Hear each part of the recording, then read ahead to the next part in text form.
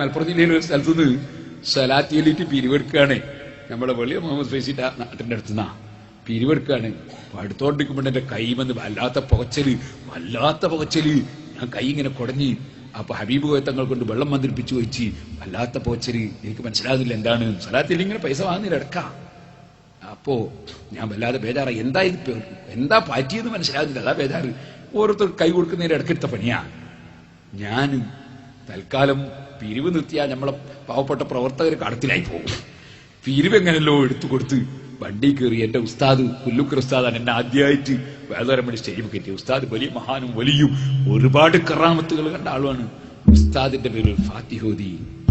എന്നിട്ട് ഞാൻ റബ്ബിനോട് ഉദാഹരണം പഠിച്ചവനെ, ആരാണ് പാറ്റിയത്, എന്താ പാറ്റിയെന്ന് മാത്രം മനസ്സിലാണോ, ഒന്നും പകരം ചെയ്യണ്ട, ഒന്നും മനസ്സിലാണോ, അത് നീ മനസ്സിലാക്കി തരണം എന്തുവായിരുന്നു. അങ്ങനെ അവിടെ ഒരു വീട്ടിൽ പോയി ഭക്ഷണം കഴിക്കാൻ വേണ്ടി പോയി. ഭക്ഷണം കഴിച്ചുകൊണ്ടിരിക്കുമ്പോ കുട്ടികൾ വിളിച്ച്, ഉസ്താദേ ആളെപ്പിടി കിട്ടിയത്. ഞാൻ ഒന്നും ചെയ്യരുതിന്. ഇല്ല, ഒന്നും ചെയ്യുന്നില്ല, ഞങ്ങൾ ഷട്ടറിന്റെ ഉള്ളിലിട്ട് പൂട്ടിയിട്ടുണ്ട്. മലപ്പുറക്കാരുടെ കുട്ടികളല്ലേ, ഞങ്ങൾ ഷട്ടറിന്റെ ഉള്ളിലിട്ട് പൂട്ടിയിട്ടുണ്ട്. ഞാൻ പറഞ്ഞു ഒന്നും ചെയ്തില്ല, ഒന്നും ചെയ്യുന്നില്ല ഇവിടെ ഉണ്ട്. എന്താ പാറ്റിയെന്ന് ചോദിക്കും. എനിക്ക് അത് അറിയണ്ട്. നായ്ക്കുറിനെയാണ്.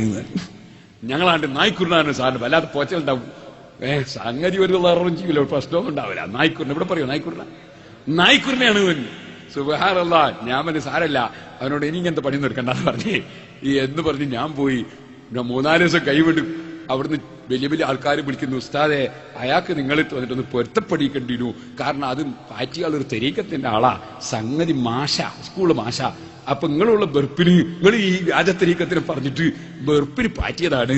പക്ഷെ ഇപ്പൊ ഒരു പ്രശ്നം എന്താന്ന് ചോദിച്ചാല്, ഈ നായ്ക്കുറിനെ പാറ്റിയത് കൊണ്ട് എല്ലാവരും ഇപ്പൊ അയാളെ നായ്ക്കുറിനെ മാഷിനാ വിളിക്കുന്നു.